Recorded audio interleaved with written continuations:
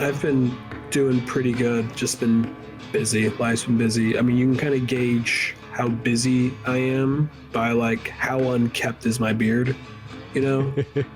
And right now I have like hairs kind of going upward. So I'm like, oh shit.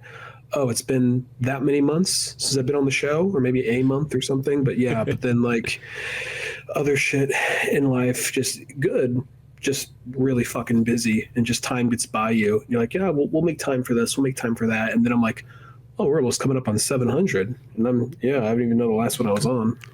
Yeah, well, that's always the biggest issue that I notice, especially as like you get older, is time is the most important currency of them all, you know, because you can always get more energy, you can always get more money, but you can never get more time. That's the one thing you can't get more of, you know. So I always look at that as that's why a lot of times I will take time over any of those other ones, like any day. Be like, oh, I get more time, I'll take that one.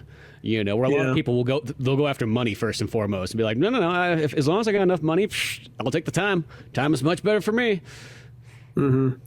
Yeah, I mean, even like I haven't even had a chance to see like what little time I have had recently, I've been using to like catch up on movies to make up for the list for at the end of the year, because we're at that point now. Yeah. I've been kind of at the catch-up point too as well. Like I have my list of the ones I still need to watch. I got a couple of them still saved, and then I think there's just a few more coming out. So it's going to be an interesting year, because I think it's going to be one of those ones where it's really hard to choose the 10. I'm at my point where I'm having trouble choosing. There's already a couple of movies I have a feeling if I see them, they will make my list. Like I still need to see Eddington. I did not have a chance to see Running Man yet, which is Edgar Wright movie, I know, and I haven't seen Predator Badlands yet. So also really good. There was just like just 3 weeks in a row. It was just like Predator Badlands. It was a fantastic action flick, you know, just all about the Predator. Next week, it was The Running Man. Had all that Edgar Wright kind of editing. Still kept the vibes of like this Arnold Schwarzenegger one, but then it followed the Stephen King book to like the T for all like the core beats in it and so on. So I thought that was really interesting too. Except for the ending. The ending's a little bit different. You know, I'll just say. Actually, I won't even say it because I won't want to spoil it. But and then to top it off, Sisu 2 came out just literally last week or whatever, and that one was fantastic as well. You know, that was almost like Looney Tunes, like ish. There were some things that he does in that movie where I was like, dude, that's the most Wile E. Coyote thing I've ever seen. Like a Nazi goes off a cliff, stops, looks at the camera, like looks down, like like body drops, head still in the air, follows shortly after. Well, there's no Nazis. He's fighting Soviets this time. Oh, okay. But there's literally a part where he's on a train, and the Bane bad guy like releases like the cars behind him, which Sisu's on and whatnot. So he's slowly going back. But Sisu notices that underneath this tarp, there's a rocket. So he rips off the tarp, fucking starts the rocket, and then shoots forward at him. It like blazing speeds and crashes into the front trains. It comes flying in to battle him. All you need is like a Soviet turning the camera, like in subtitles below. Not again, you know. I mean, he even fucking Super Mario's this fucking tank, where it just literally felt like he got the feather from Mario Kart and just like launched himself in the air. Sometimes the movies, I mean, I didn't even know that movie was coming out till you sent me. I didn't either. I saw a trailer for it when I saw the Chainsaw Man movie, and I was like, what the fuck? When's this coming out? And then, of course, at first, when I looked it up, it's like, oh, not going to be at your theater. And then, like, 2 weeks later, it appeared, and it was like, okay, cool.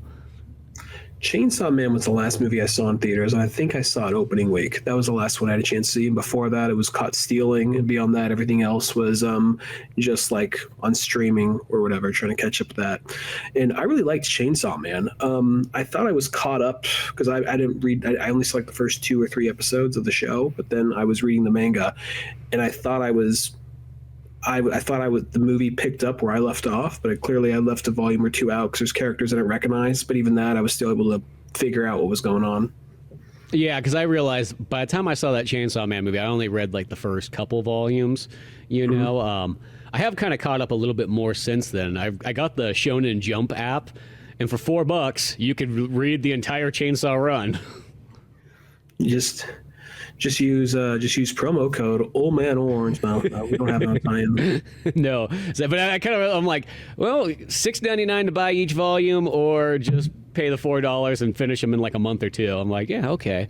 I do. When I flip through that Shonen Jump one, there's like you feel just like old man, like looking at like modern anime. We're like, nah. Oh, just Dragon Ball. Well, you already own them all. Yeah. Well, it's just save to the list. Nah. Oh, Yu Hakusho. That's a good one right there. You know. It's like, I do look for the new stuff just because I just want to just be surprised by something. And Chainsaw Man, I guess, is one of the newish things I've been trying to read when I could.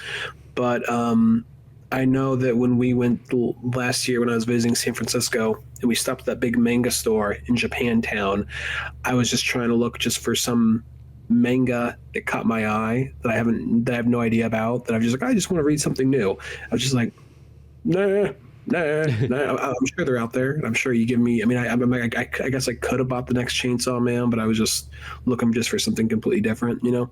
So, but yeah, no, I mean, I'm sure they're out there. I just don't know where to look. But I actually really liked that movie. It was different, kind of pacing, but I really liked the movie. No, I actually thought it was pretty solid too. I was kind of a little bit bummed I had to watch the dub version because I only watched that show in Japanese, and I didn't realize some of the American versions have really retarded voices. That was like the first thing I was like, oh, okay, some of these ones are a little bit annoying. I don't know what it is. Something about a lot of modern day Japanese dubbing American dubbing over Japanese stuff is just like it's like they use like the same like 6 voices, you know, and I just don't feel like they're like the right choices. It's like, you know, at least in the olden days, like in the 80s and 90s, like, yeah, you might have got some really cartoony voices, but at least there was a lot of variety of voices. Where nowadays it feels like one of those ones, like if you went in there as a voice actor and you kind of read that differently, they'd be like, oh, you clearly don't know what this is about, do you? I don't know why that sounded kind of anime-ish right there. You don't know what this is about, do you? Adjust his glasses, like a little like glints off them, you know. Yeah, he's like, he's gonna fight me right here. Yeah. Who's the annoying? Because I saw I was surprised they actually had it in Japanese with English subtitles. So I was like, oh, I don't know when the next opportunity is going to come around over here. So yeah, let me jump on it. Because for those who don't know, I live in the Netherlands. So yeah. So you had a high chance of it being in Japanese with Dutch subtitles. I was kind of like a little afraid. I was double checking and just refreshing it with the app, just like with English subtitles. Like, you motherfuckers are not be lying, you know, because I don't get so many movie nights to myself, you know. So but yeah, and I got there like, okay, cool. And even then, I could still probably generally parse together what they're saying in Dutch, but it wouldn't probably have the nuance. But then again, I don't know how much nuance you really get through the subtitles anyway, you know. I think that'll come through more of the performances. But yeah, who had like the bad voice in that case? Because you say they sound retarded. I mean, Denji isn't really. He's Denji's. I mean, he's already there. Yeah, he's realistically. It's easy to kind of look at him like he's kind of special. Like, no, he's a homeless kid that never, who literally lived on the street. Like, I give him much more. His voice actually isn't bad. Neither was like the main villain. Oh, what's her name? The demon chick. Her voice was really fucking weird. I guess just because I was used to. Yeah, Power. Like I thought hers was just like it was just, that much. Yeah, exactly. I was like, wow, that's what she sounds like, the American one. Like, Jesus, you know. There was a few other ones too. It's been a moment since I've seen it, like a month and a half. I mean, even the shark guy was like one of those ones that you could be like, pump the brakes on that, like over the topness. Even in the Japan one, because he was like, it was while I was watching this, because I was listening to some people review it that like they're open to anime, but at the exact same time, I'm kind of wondering like where do you draw the line? And Double Toasted, they liked it, and I'm like, okay, Double Toasted liked it. That's cool.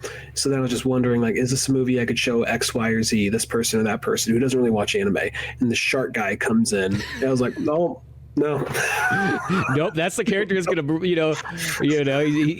He's one of those ones, like, he's not necessarily a bad character. He's just I like him fun, but yeah. He's just a little extreme. That's the thing. He's just like, you just pull that back, just reel that in a little bit. Well, in Japanese too, because he comes in. Because I miss as far as I know, I miss the volume where he comes in. I literally just saw him appear in where I'm at on that, which probably is like chapter 50 or something like that. Well, I'm on volume like I don't know which chapter that is. I'm on volume 3 or 4. Those are the ones I have, like up to 3 or 4. And yeah, I don't this is remember the only downfall is when you read it on Shonen Jump, Yeah. you got to read it by chapters, so it feels even more intimidating. But like, hey, you got 240 chapters of Chainsaw Man, you know? Yeah. And keep in mind, I read these probably like a year ago, so it's not all fresh in the head. But so maybe he was in there. But when he comes, he's like Lord Chainsaw! He's like screaming, just like in like all Japanese, like screaming, like, oh yeah, I can go with it. But like I'm here, I'm already for it. Like I've seen weirder shit, you know. But like at the same time, I'm like, yeah, this is where my wife tunes out. This is where people are saying, no, it's actually surprisingly like subtle. The first half of it's almost like a drama, and it's very kind of like very art housey in some ways. Even like some of the subtext and whatnot that I'm watching, I'm like, yeah, that's true. That's actually very Lord Jesus! Like, oh, okay, there we go. Swimming out and fucking jumping through like the fucking like toilet and whatnot. Like fucking Jaws. Like we're having this quiet, somber moment, and like all these real art housey kind of like shots, and then just like dun dun dun dun dun dun, literally like, oh, here it comes. Here it comes.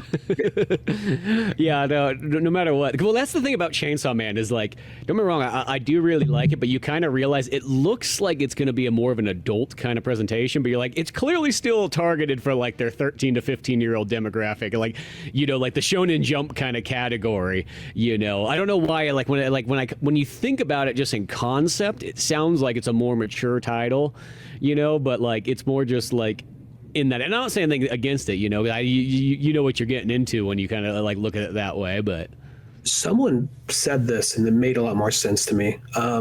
I still view it to be, because you know, like the subtleties, because even the level of animation, like the like when they're showing God, I forget, I the only names I remember off the top of my head right now is Denji, Power, and I think Monica, the head of the organization. Head lady. There's the dude who's basically the straight man.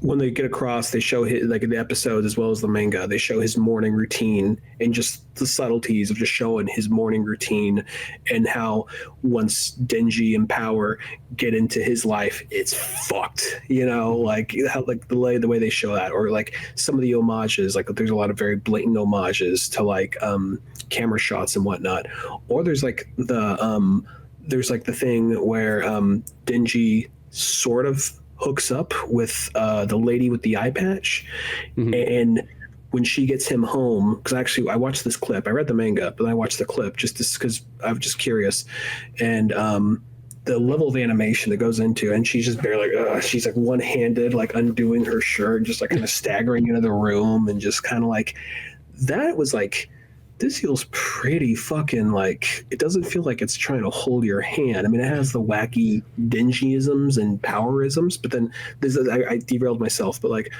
so that made a lot more sense to me. Someone says, okay, imagine if like you had the It's Always Sunny in Philly crew, and they had powers and they were demon hunters. I'm like, it makes a lot more sense that way. Yeah, because they are a bunch of goofballs for the most part, and so on like that. I mean, the only one that's the straight guy is the dude with the sword who's going after the samurai guy. The he's the only little ponytail thing in the back or whatever. Is it not Kenji? I want to say it's Kenji, but maybe I'm wrong. And then there's the angel one who's just, you know, looks like a chick and it's really just a boy.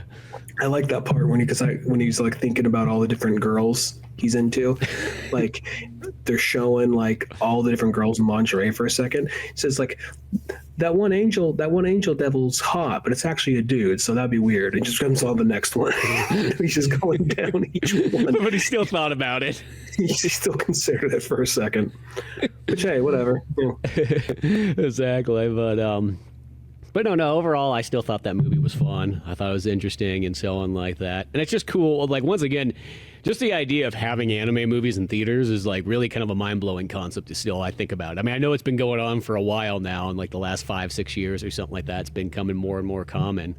But yeah, I like how it's just kind of a normal thing. It's like, you know, it's not like it has to be a special event and you have to find one theater out of like 50 that's playing it. You know, it's like, no, it's coming to every theater, you know, and it's going to play for 2 weeks or so. Yeah, don't worry about it. You know, you got time. Apparently, the Demon Slayer movie, that one is apparently 2.5 hours long. And for the English dub, they got Channing Tatum to voice somebody. Right. So it's at that point where it's just like, it's kind of like, like, okay, the Pokemon movie came out or the Yu-Gi-Oh movie came out. All right, whatever. You can take your kids to get it. They'll get a free card, and you can like take a few shots and like we'll give you a free beer, for every child purchase of every child ticket with a card, there comes a beer or a shot for an adult. It'll come in one of those giant like alien cups that you get at the fair. So you got enough for this movie because you're gonna need it. I mean, don't get me wrong. I mean, we like Pokemon and all, but I could just imagine parents. I actually saw those without my parents. They're just like, we'll drop you off for this shit. It's better this way. Which, I mean, the main movie. Dad, you sure you don't want to come? It's going to be exciting. No. Doors closed. Well, the thing is, like, the movie itself, like, the main movie itself, like, they probably wouldn't love it. They'd be like, okay, whatever. Hopefully this thing's over soon. But if it's the Pokemon movie and you're going to the cinematic experience for the Pokemon movie, and you got to sit through one of like the Pikachu short films at the beginning, which aren't short even by today, they're 10 minutes long, like. That's just like, because I remember being in the theater, being amped for the Pokemon movie, and the Pikachu short started. And we're keeping in mind, at the time we saw it, we were like in the 5th or 6th grade, and we were just like kind of me and my friends were all kind of looking at each other like, this isn't why we came here. This isn't why we're here. Like everything's a Pokemon dialogue. Yeah, and just like, oh, this is not why we're here. Just kind of one of those things. Like, it's just like. It's like there's that, I don't remember who did it, but there's like this little like quick short of like your parents walking on you playing Kingdom Hearts, and it just shows like a kid playing like the Little Mermaid mini game, and then all of a sudden like this dad, he's British or something, like bald, like, "Hi mate, your mom has some tea ready." Just stops, looks at the kid, looks back at the TV, looks back at the kid, looks at the TV, and then that sad operatic song plays as like the slow zoom out of the kid, and the dad's just slowly closing the door. It's kind of like that. It's just like that's what like watching that movie with a parent at that age would be like. Well, yeah, there's just so many things that, like, if you're not keyed in on it, like, it's just gonna look so bizarre. Like, especially walking in like that, Even Kingdom Hearts, so that's still like, that was a hard sell even for like our generation, for the fact of like that combination there. It's like you had to really like suspend some disbelief, because once you're just slightly past that Disney age, like that's already kind of like tough. Not saying that there wasn't a lot of people that liked it, but it was just kind of like, I'll be honest, I was curious. I was just curious, and I played the game. Like, I actually kind of like the game. It's pretty fun. But at the same time, it was one of those things where you're like, I'm not going to tell everyone about this shit. It was kind of like, it was just one of those things. And like, even now, like the idea of it doesn't, I'm probably more okay with the idea of like a Japanese RPG style Disney game now than I would probably be then, because I like Disney enough. I'm not like, it's not my favorite thing in the world, but I like Disney enough in general. There's enough like childhood memories there. The bigger thing is like the lore they expect you to keep up with, because there's 3 mainline games, but how much of the lore is like all these like remakes of the same like 3 games or whatever that came out between each of these. So you got the Game Boy, you got the PSP, you got the DS one, you got whatever the hell else there is. And how many of them are like remakes or reduxes or whatever? And I'm just like, you can't be. There's like, I never looked at it. I never looked in it past like Kingdom Hearts 2. But I'm like, this shit sounds like it's probably more complicated than like explaining the end of Evangelion.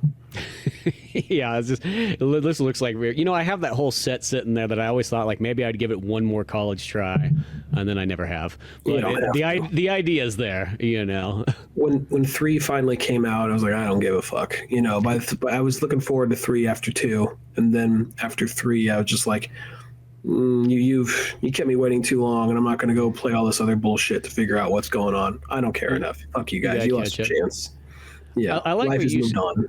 You said this back in the day, and you said, like, well, imagine that same concept of how they did Kingdom Hearts, but instead, like, what if it was instead of Disney, it was Nintendo characters with the Final Fantasy universe? That's what I had in my head. That was my little, like, when every so often you're a kid, you'll actually sit there and really think about, okay, for this, maybe instead of Alice in Wonderland, this is like level 1-1 in Mario. Instead of this, it's like, it's like, we'll mix it up. It'll be like Mother or whatever. You just like, I remember just doing that in my head. And like, now you could probably find a million things of like, oh, Kingdom Hearts, but it's Quentin Tarantino movies, Yeah, but when you say it like that, it's like that would have changed everything for me, because that would have been the thing. Because that was the weird thing about Kingdom Hearts. It was like kind of like pulled, because I love the living daylights out of Final Fantasy, so that aspect always sounded so cool.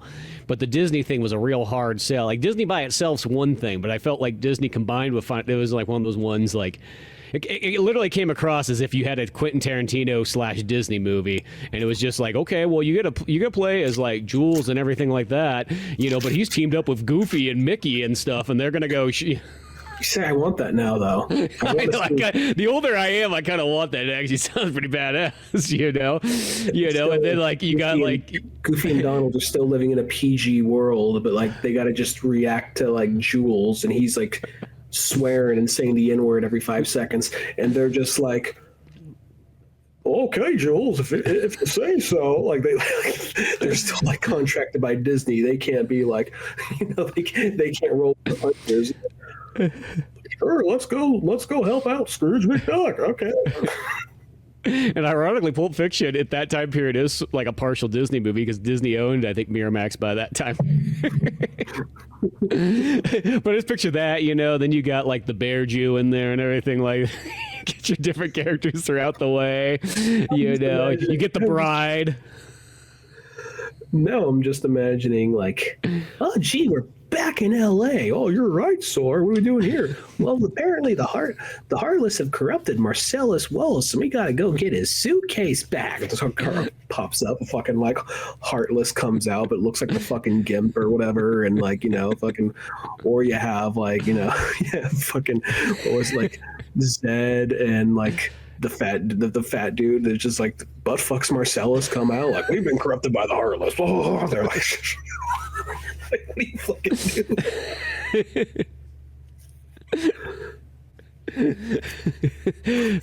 The Goofy's got to go to the Django Unchained world. Oh, that gets awkward quickly.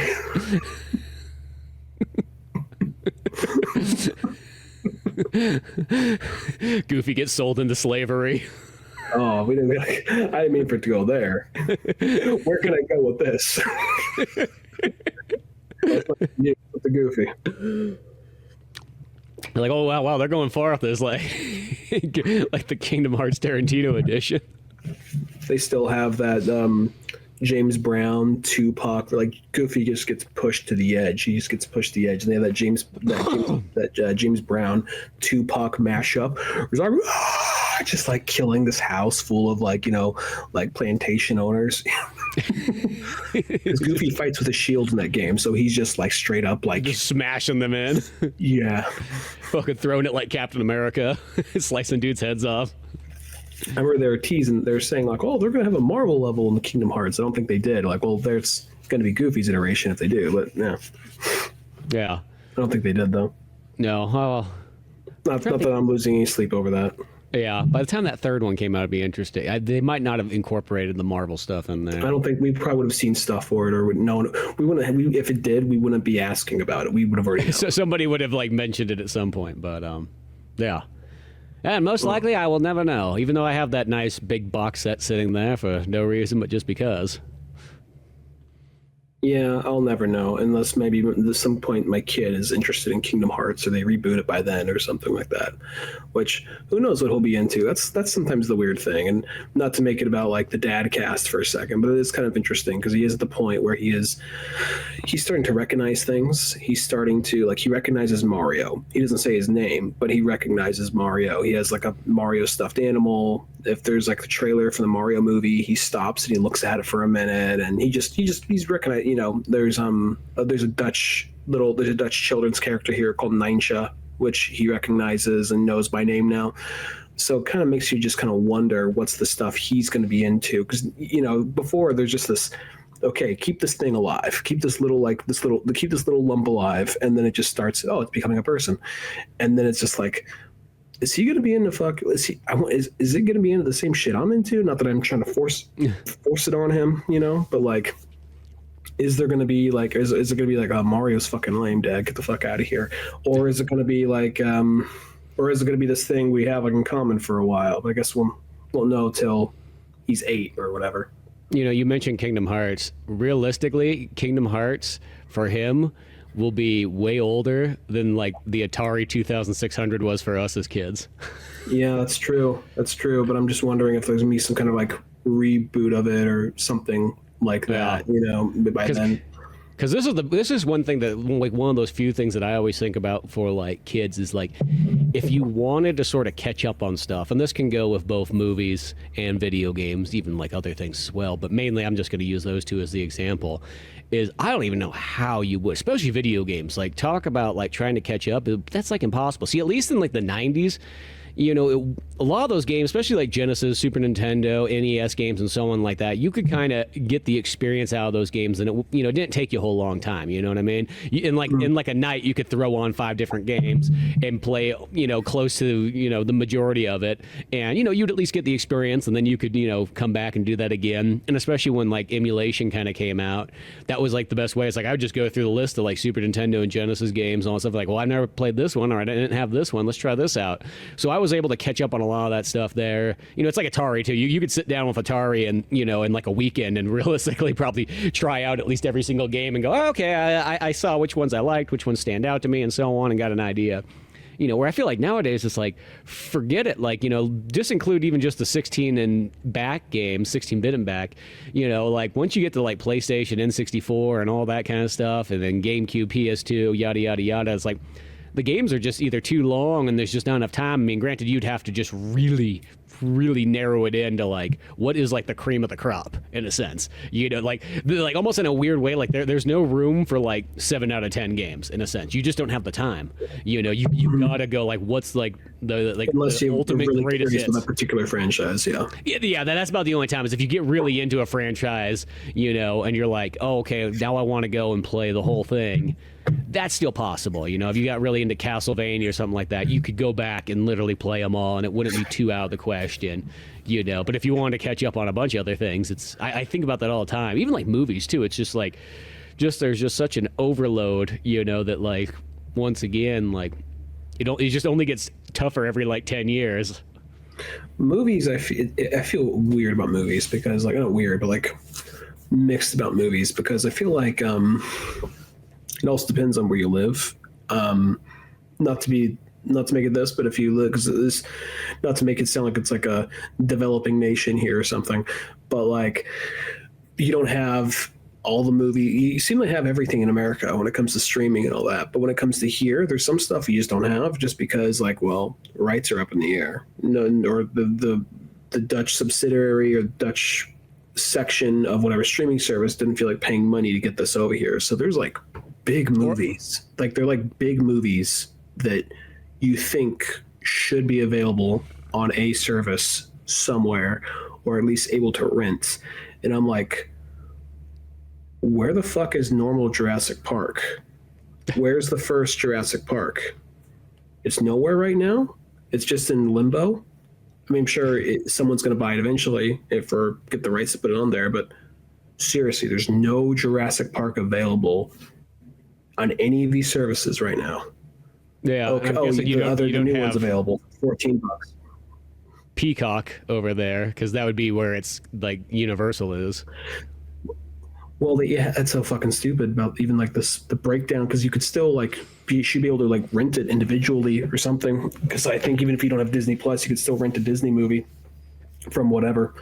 So it's just so stupid. So it's crazy to me that it's weird how like at the beginning of streaming, we had like selections of everything, and then as more shit happens, it gets more less, and kind of feels like I don't want to sound like all 1984ish or anything, but it's down to like, well, we'll show you what we want to show you, and it's kind of like this thing of like I've become like pro I become pro One Piece, if you know what I mean. It depends in the context. If it just came out, support it. But if it's been out for a while, One Piece is not going to hurt. A little bit of One Piece isn't going to hurt no one. Just because it's. Well, it's one of those ones that's like you to find, just like the Grand Line or the One Piece, whatever the fuck they're looking for on that. I never read the manga. I know it's a classic. Yeah, I was gonna say I watched like 2 episodes of my entire life, and I was like, oh, okay. And I just thought that's about it. It's like not necessarily for me. I like pirates, but way to go. I'm willing to give it a shot because people still love it. I mean, maybe it's a big thing. We get what I'm saying. I'm out of that. But aside the fact, I'm getting to the point where like. It's out there. I'm willing to pay for it. If you're not going to offer it to me, fuck you. Well, that's like I feel. It's like one of those ones. Hey, yeah, it's like if you tried and it's like, dude, you're making it really hard for me. It's like, you know what? No. Like one of those things. I'm still waiting for the day that somebody does the thing where I just call it like the Spotify for movies, where there's just a service, like maybe not brand new stuff, but let's just say everything kind of like 5 years and back is just, it's all on there. Like, it's just like, there's always gonna be a few films that like, of course, somebody thinks they're gonna hold out and be like, 1942, they're still gonna pay for this one, believe me, But beyond that though, it's like, it'd be nice just to have something where it's like, yeah, all the old movies, they're just there. Kind of like how Spotify, like, it takes some effort to find like a band or an album that's not on Spotify. A lot of times it's mostly like a goofy soundtrack or something like that kind of throws a curve. But Smashing Pumpkins American Gothic isn't on there, neither is Smashing Pumpkins Zeitgeist. Like, I don't know what the fuck's going on. It's just, but then again, Billy's Spotify, like, you'll buy it. Well, Spotify has its problems, but I'd be willing to chalk that up to Billy. Yeah, because for the most part, it has like close to like 99% of stuff. It's like, once in a blue moon. I remember there's a period where Def Leppard was like holding out on there. Like, what are you holding out on? Like, come on. That's okay. We put 2 albums on there, so you know who we are. But if you want the real stuff, you got to get the CD or the cassette. Yeah. You're like, okay, sure thing, man. Yeah, sure. Sometimes they just don't. I mean, it's kind of like, what was it? Like, I'm wrong. Like, I like vinyl, but sometimes there's this thing like it's just not the same listening to it on if it's not vinyl. Like, you mean it's not expedient? Like it's just like you prefer it not being expedient. I mean, I like vinyl is kind of like, okay, we're all just kind of hanging out here for a while. We're just gonna put this on in the background and we'll just take it in. It's just more of like, oh look, it doesn't look cool. It's kind of nice to have. It also, it's like a conversation piece. Just kind of have it in the background. You only buy the ones you love. Mm-hmm. No. That's exactly how it kind of reminds. It's the same way I even feel about even like with certain retro gaming when some people go like, oh, it's like the best way to play. It's on original hardware, on original CRT TV. And don't get me wrong, I like all that stuff too. And I go, is it really the best way though? Let's not use the word best because, sometimes on other ones it's like, well, it's going to run smoother. It's going to, you're going to be able to save wherever you want. You're going to have all these extra bells and whistles that you can adjust to it. You can, change your controller around. Like, there's many things like that. Like, don't get me wrong, the novelty aspect of it's always really cool. And the nostalgia factor's neat. I like all that. But, like, at the end of the day, it's like, is it truly the best way? In certain games, sometimes they benefit from some of those extra bonuses. Yeah, and it's kind of, I mean, I barely had the time to even play video games recently. I've almost been playing like Heart Gold on my Heart Gold and Fire Red, like preloaded on my DS when I have a minute. That's what I've been doing. Just kind of like, childhood, take me back, But even that though, yeah, it's kind of like, I'm sorry. I keep derailing myself here. You're talking about just, it's more of like just, it's not the best way to play it, but it's more of just kind of like, it kind of returns to nostalgic feeling, right? Yeah, I mean, that's the same way I feel with vinyl. Vinyl has that same thing too. It's like, it's nostalgic, but it's like I hate to sort of say it, like it is never going to be better than a CD. Like, forget it. Like, you know what I mean? Like, unless the CD scratched, maybe. Like, I don't know. But the vinyl can get scratched too. So, or you don't clean the needle on the record player enough. Yeah, so it's like one of those ones, like, I think sometimes that's how it is. It's just more like, it's cool and it's nostalgic and it gives you a different vibe and so on like that. And that's what's the nice thing about it, It's just like so many other things and so on. And the thing, too, is like, there's just multiple ways to do stuff and there's nothing wrong with that. Yeah. I do feel like sometimes, I was kind of we were talking, I guess we're sort of at that point where people are, fantasizing and nostalgizing. I'm not sure how you say it. Nostalgizing, or I don't know what you'd say. Nostalgic for, like, I guess 90s is, people are still nostalgic for the 90s. Some people are still nostalgic for the 80s, but I feel like we're kind of tiptoeing into 2000s now. And it's weird because even though that's when I was really kind of like, that was my teenage years for the most part. It was kind of like middle school and teenage years and then into college. I mean, there's movies and things from then that I love. And that's even where a couple of my favorite albums probably came out. But I guess when I think of like 2000, let's just say mid-range, like 2003, 2004, 2005, 2000 aesthetic, I'm not nostalgic for it. It's not even though that's a time where I was like probably in high school and all, it's not a time I'm very nostalgic for, like just the aesthetics of the time. Like, there's good things that came out then, of course, but I'm just trying to think back on it. Like, everything was kind of gritty and realistic. Everything was like 9/11 paranoia, like coded in movies and culture and whatnot. And then also video games were all like, it's serious now, it's edgy, it's either like a first-person shooter, or it's Prince of Persia 2, like Warrior Within with Godsmack. Everything was just kind of like, like, you're gonna go see, like, hey, if you're gonna go see Underworld Evolution, be sure to drink Pepsi Blue. Just like some shit like that. Like, so it's kind of like, I don't know. I'm just not. I mean, I'm sure some people are like, I don't know. PS2 aesthetic, even though I like the PS2, is not super nostalgic to me.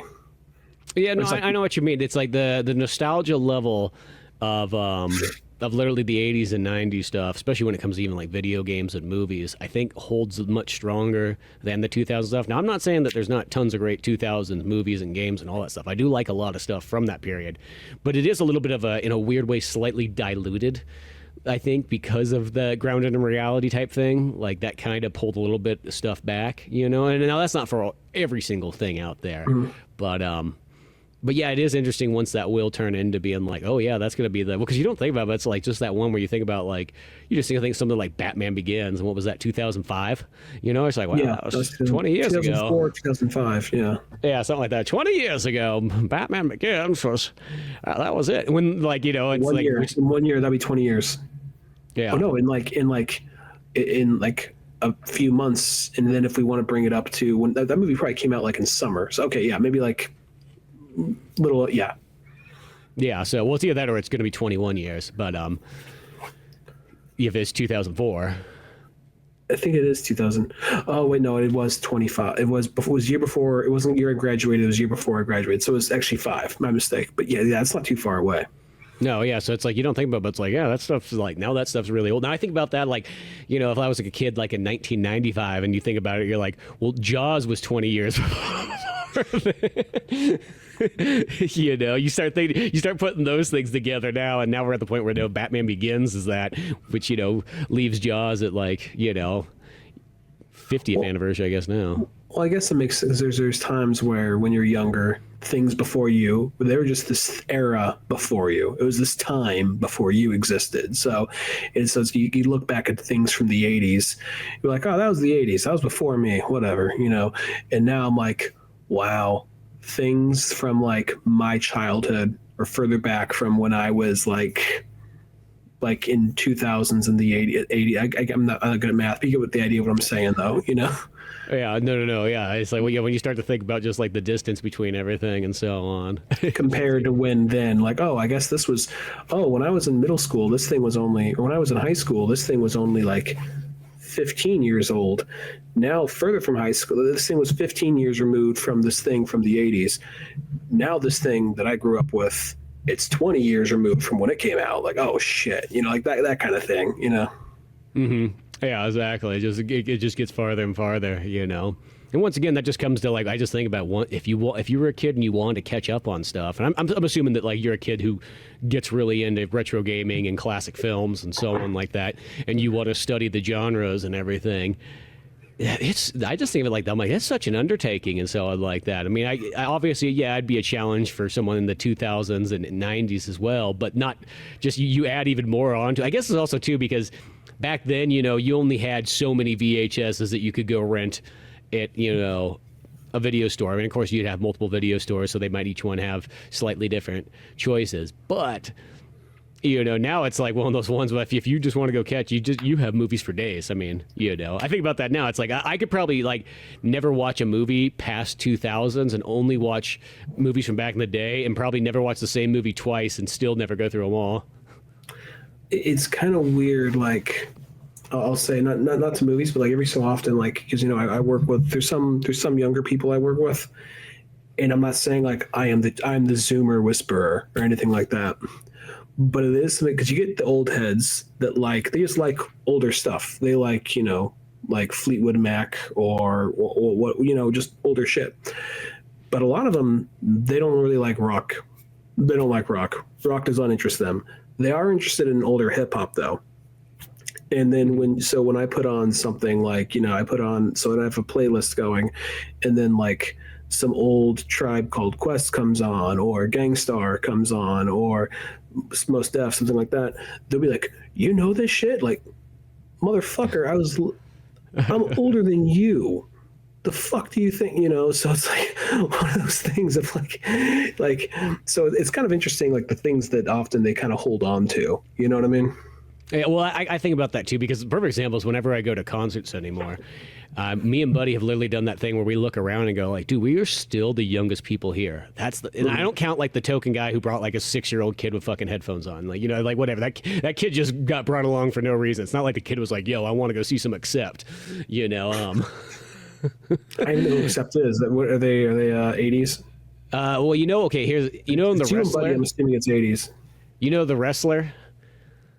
The wrestler, Accept? The movie. No. The wrestler, the movie with Mickey Rourke. Okay, his theme song he comes walking out to, "Balls to the Wall." That's an Accept song. Oh, okay. So, but dude, Accept was super good. That's one of those bands I like a lot. But like, we went to go see them or whatever. But like, a lot of concerts we go to, it's like, dude, you look around and it's like, dude, there's not a whole lot of youth standing there, you know, and you almost never see anybody under 30. As I said, there might be like that like 6 or 8 year old kid who's just getting dragged along with like their parents, you know. And I'm not saying that the kid might not be into it, but you know, that's a little bit different, you know. What I'm saying is you're not seeing like teenagers and things like that who drove there on their own free will. Just imagine parents probably 10, 15 years back taking their kids the bridge benefit. Like, oh, wait till you see, well, Crosby, Stills, Nash and Young comes on, kid. Let me tell you, you're going to see quite the show. Oh, man, they're all sitting down. You know, stand up, guys. I got my son here. Oh, wait, no, I need to sit down, too. I pulled my back. Oh, okay. Oh, God. Go get Dad a beer. Well, I'm not 21 yet. You know, you just let me down all the time. I will say I'm at that point, because I know that sometimes we'll do the thing like, oh, back in the olden days in 91. I'm trying to stop doing that, because I realize like in the long run of it, we're not really that old. I'm not saying we're not the youngest guys in the room, but we're definitely not that old in comparison.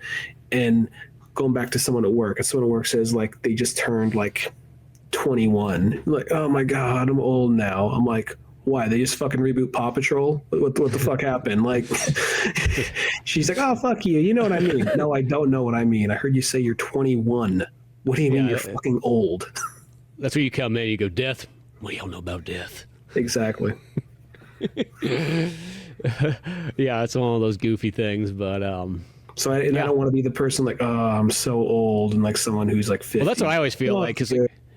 I don't know. Sometimes people will tell me, they're like, oh, man, I'm just old. I can't do this or that and so on like that. I go, I actually feel generally, for the most part, better than I ever have. I feel like you got more wisdom to like counterbalance stuff. I mean, there's always going to be some goofy things, but like, I don't know. I felt like certain injuries and things like that. I'm like, well, I had those, you know, from like teenage onwards, you know, where you like throw your back out, you do something stupid and something like that. You know, I don't feel like it necessarily is always tied into just being old or anything like that.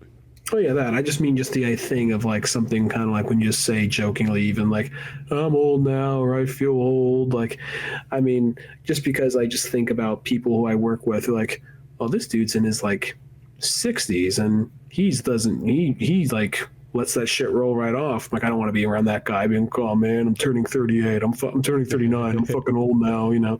So he doesn't want to hear that shit. So I'm like, I don't want to hear this 21-year-old complain about how they're old now. Like, get fucked, you know? So yeah, no, 100%. Like, I don't think there is a, you know, I like, you know, of course, I just like nostalgia of different things and so on. So that always just makes you kind of think about the time.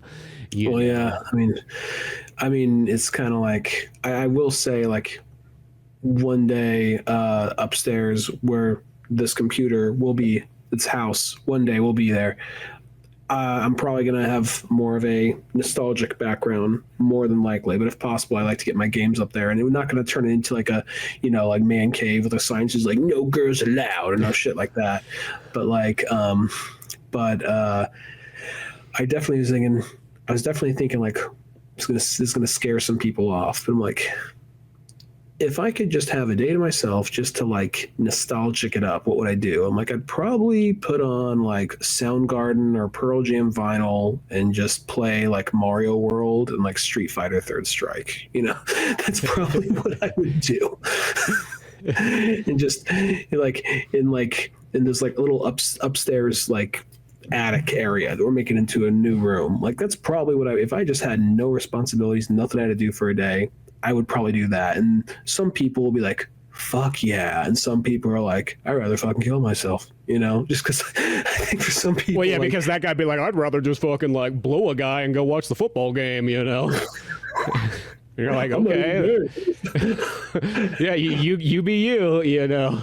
So I mean that in that way of like that Zoomer kind of way of like that, and like this speaks nothing to me, that kind of thing, you know, and just kind of realizing, oh, I guess this isn't the cool thing. I'm not saying I was ever really the cool thing to do, but like, you know what I mean? I don't know. Some people just like, it's kind of like you hear like older folks sometimes reminisce like, oh yeah, my model train set. You know, like I don't what, you know, I'm like Mario World and Soundgarden, like what, you know, that kind of thing, you know. Well, that's the thing is I think everybody kind of like is trying to appeal to their 10-year-old self, realistically, you know. So whatever you truly enjoyed at about 10 years old, that's the thing that you kind of gravitate towards. So for some people, it's model trains and race car tracks.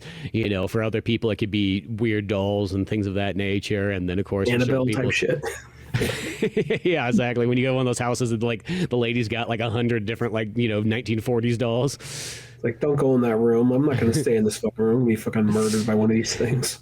Well, that's what I think about. I remember like the Five Nights at Freddy when that kind of came out. As I was like, oh, so young kids find what we like to do as kids scary. Like that's pretty much what it is. You know what I mean? They're like, oh yeah, like the arcade and like a fun zone and animatronics. Like that's freaky shit. You know, like that's gonna be like the new clowns to them is like animatronics and all that kind of stuff.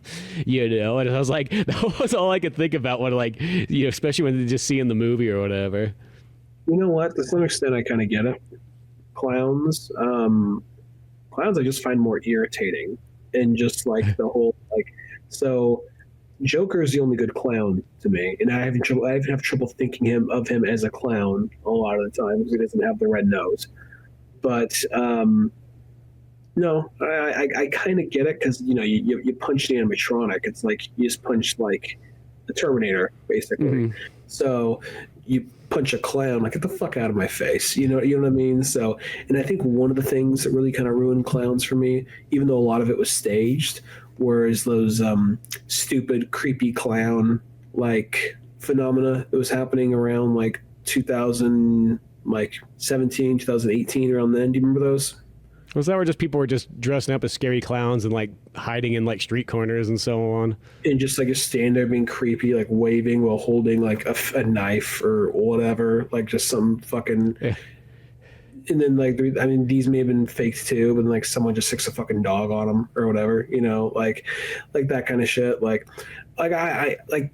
That kind of shit ruined it for me because it's like you see like in all honesty you see someone like a fucking creepy clown like doing that shit. It's like motherfucker, are you looking to get your stupid fucking nose jammed up your ass right now? Like I'm not exactly. I'm not a super aggressive person, but you're trying way too fucking hard, you know. This is like, it just seems like try hard bullshit. Like whenever I see like murder clowns and something, a lot of times I'm just like, can we cut it off with like the wannabe Rob Zombie bullshit here? You know? Yeah, exactly. You know, that's one I never could understand because I never found like the clown thing creepy out. Because I guess because I like coming from a different time period where like creepy clowns wasn't really a thing, and then it all of a sudden kind of became. It was like when people have that like literal fear of like clowns, it's like really, I'm like, oh, okay. You know, I remember clowns. You go to like someone's birthday party and there'd be like a fucking clown there making a balloon animal and shit. You know, if someone got fucked with that balloon animal, I'd get it. But I mean, beyond that, like, it's like. Scared of this big booted fuck, you can like just trip him, knock him over, you know, like beat him with his own fucking stuffed animal or stuffed balloon, whatever it is, you know. Yeah, exactly. So I don't know. I always thought that was kind of a strange one. I think it was, even though he never, I don't think he ever did it dressed as a clown. I think it was like John Wayne Gacy kind of helped. Yeah, I think that kind of, you know. Made this untrusting thing because he was this guy who's like, he's just a local clown guy, and also, you know, on the side. So I think that's kind of the thing that made it be like, okay, you know. But yeah. I always think there's just some weird things like that. But I can't remember what the clown thing was even leading us to. I don't even know what it was. I think we were talking about like for some people it's clowns, and then for kids this day and age it's it's Five Nights at Freddy's. Which are you planning on seeing the second one? I haven't seen the first one. I know. I only saw the first one because I had literally, it was like it fit the perfect time. I have 2 hours to kill. Oh hey, that movie started, like sure, I'll just go fucking watch it. So that was more the reason I watched it. You know, when you got the the Regal pass, it's like, well, whatever. Got time to kill. I can go sit in the air conditioning. You know what I mean? And there's probably like one other. I don't think there's anybody in there, so it probably was just me by myself. You know, I was like, I'll just give this the old college try. It wasn't bad. It just it's just okay. I feel like it could be better than it really is, though. It's one of those ones when I watch this and I go, this is a great concept, but like, it's really like it could be way more dialed in. I think Well, I don't have any interest in seeing it. No, you're not missing out on much. And like, don't get me wrong, I'm not. This is kind of like I'm not trying to like make people feel bad for liking what they like. I just have sometimes those things that are just like not your generation. It's coded 10 or 15 years too young for me. Like there's even some stuff that I guess you would consider like kids media that I thought was good. Like I thought the new DuckTales that came out on Disney Channel or whatever a few years back, I thought that was pretty good. Same thing with like Gravity Falls back when that was on. So it's not that I can't enjoy it. Just sometimes there's just shit that just like it just doesn't speak to me. It just doesn't speak to me. It doesn't hit you the same way. Yeah, and even like, and just look at it like. Part of me is kind of like. When I was younger, I'd be like, well, even if I don't see it in theaters, I'd eventually like to see it if it's a video game movie. And like this one, the Minecraft, I'm like, I can pass. Yeah. I don't care enough. So it was just one of those things where that right there, like, because I understand how it looks, like where like, because when you're a kid, like you're like, well, you just got to see the right episode, Mom, Dad. You just got to see the right episode, and you realize no, they're never going to be in a Dragon Ball. It's never going to click. No, it's just not going to be the same thing, and just like so many shows and stuff like that nature. You just gotta overlook the shark guy. Once you get past the shark guy, it's all totally normal. Yeah. Oh no, that Denji kid really wants to fuck everything, but then he's also very like he wants to save himself too. It's like I'm trying to figure out his like motives here. Well, I felt bad for him. Just to go back to that movie, just to bring it around for a minute. I feel bad because it's a kid who was homeless. He's basically like more of a rabid animal that's learning to become a person, and then for the first time he gets a glimpse of what a normal life might be, and then he realizes that, oh, this girl might actually really like me. I actually might be, and then they have the thing that's in a million anime, the moment where they're kissing during the fireworks, and then he falls back and she spits out his tongue, and that's like, and I knew something like that was going to happen. I knew she was going to be the bad guy, but I was just like, oh, that's extra fucked up right there. And then, they have their whole battle, and then he's like, oh, so do you want to still like get coffee later? We could figure this out or whatever. She's like, I was fucking lying to you. What don't you fucking get? Just like, but it's just not clicking. It's just not registering. He's just gripping on. He's just like, we killed hundreds of people in that fucking fight. If you come defend me now, you're liable for that. Are you? What the fuck's wrong with you? Are you fucking stupid? Like, I'm in love with you. Like, I don't know what the fuck that is. And, you know, like... He's like, I lived in a dumpster, like, for the first 15 years of my life. Yeah, and she just, like, kisses him, like, oh, dingy. You know, she kisses him, like, knees him in the balls, leaves him, like, screaming out her name. And then he's just sitting at the fucking, like, coffee shop with that big bouquet of flowers. And then she actually starts to think for a minute, like, maybe it is real. So she goes to see him, and that's what fucking kills her. And it's like the people, like, bringing him in and grooming him into being, like, the chainsaw devil or whatever, or, like, he's ours, bitch, get fucked. And they just murk her. And, like, I love how dark that ending is, but at the same time, I also, like, I wish there wasn't the post-credit scene, because I like, even though it was funny, I liked how bleak that was. I liked how sad that was right there, you know? Yeah. I was trying to remember, what the heck was the post-credit scene?